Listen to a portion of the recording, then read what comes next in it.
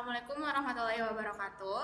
Perkenalkan, kami dari kelompok 11. Di sini kami akan membahas mengenai tugas besar pemrograman Python.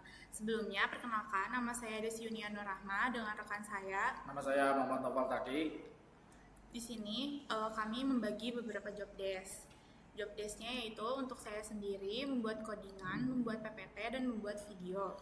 Dan untuk saya sendiri membantu membuat codingan, membuat. Untuk slide selanjutnya akan dijelaskan oleh teman saya yaitu Muhammad Noval Taki.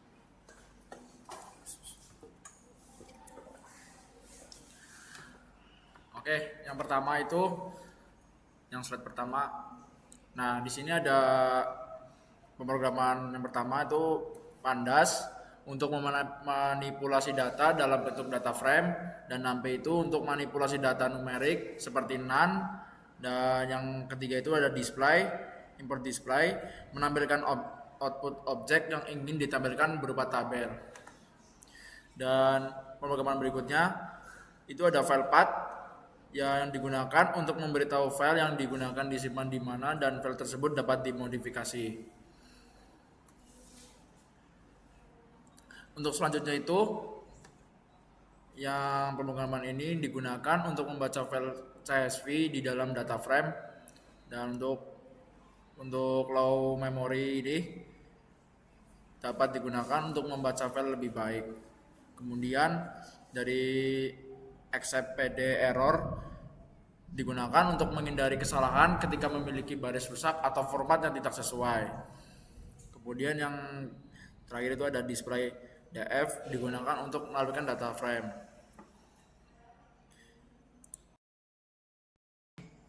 Codingannya.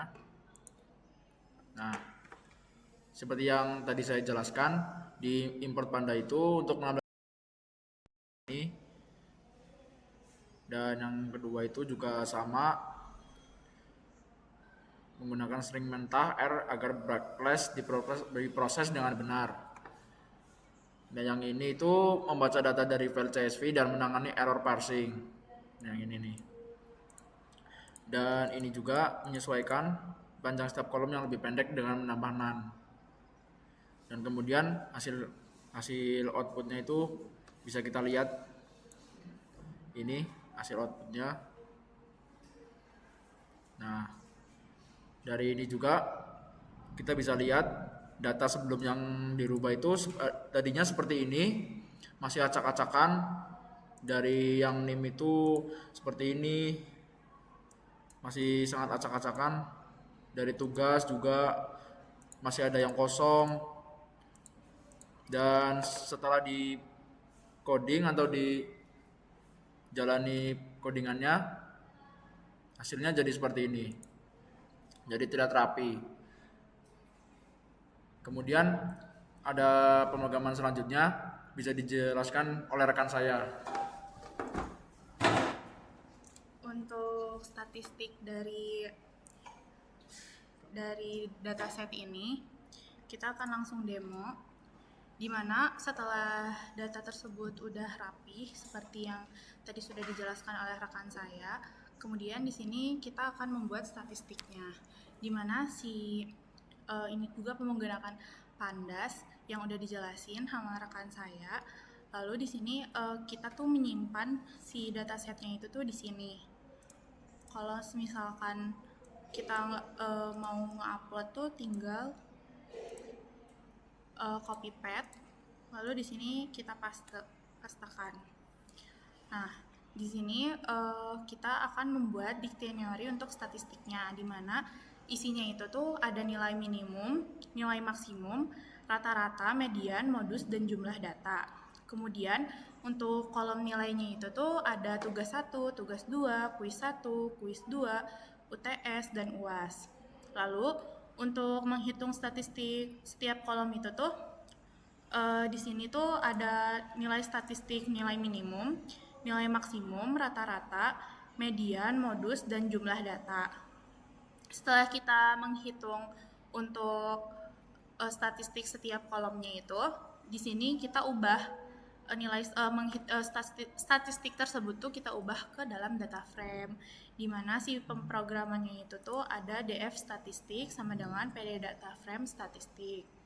Lalu untuk menampilkan si hasil statistik itu tuh kita tinggal print df statistik transpose, itu tuh untuk nampilin si hasil data statistiknya tersebut.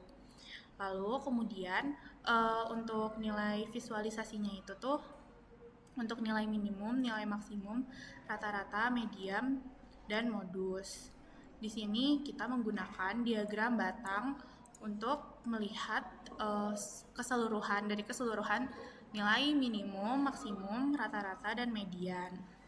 Lalu juga di sini saya menggunakan diagram lingkaran. Kita langsung ke outputnya, yaitu di sini ada nilai statistik nilai mahasiswa, di mana ada nilai minimum, nilai maksimum, rata-rata, median, modus untuk tugas 1, tugas 2, kuis 1, kuis 2, UTS, dan UAS. Lalu untuk jumlah data di sini kenapa sama?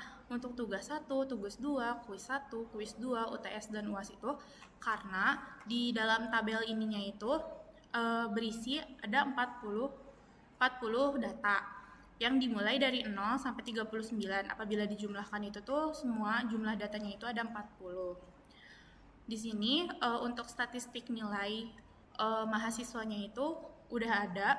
Untuk diagram batang berwarna biru itu tuh untuk nilai minimum.